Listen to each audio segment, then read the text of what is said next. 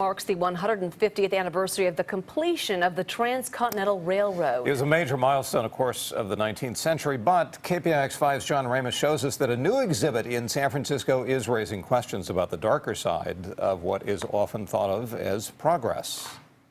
Long before the internet or even the telephone, it was the railroads that helped bind the nation together. But just like those other technologies, there was a price to be paid.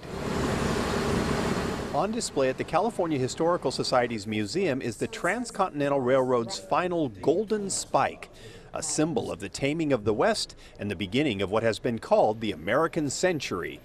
But assistant curator Natalie Pololio says this exhibit takes a look at how the railroad fractured the country socially and culturally.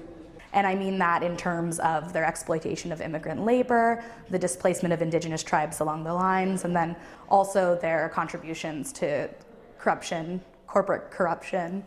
Images of the opulent lifestyles of the wealthy railroad barons are contrasted by pictures of Chinese laborers who did the backbreaking work to make that possible. So I think this is also an interesting period in the post-Civil War era of Americans sort of learning what corporate culture is and learning to be a little bit more wary and cynical of its impact. The other half of the exhibit examines the impact of the railroad on the environment. Photographer Mark Riddell captured the remnants of the original path of the Transcontinental Railroad line. The images of the scarred landscape are stark and haunting and show the effects of unbridled technology on the natural world.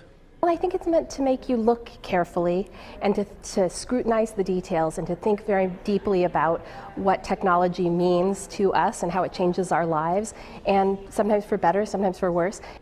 Whether in nature or the human landscape, the exhibits question the value of progress when it comes without regard to consequences. The railroads were a technology that changed this country, but how you felt about it may depend on whether you were hollowing out a mountain with a shovel or driving a golden spike. In San Francisco, John Ramos, KPIX 5.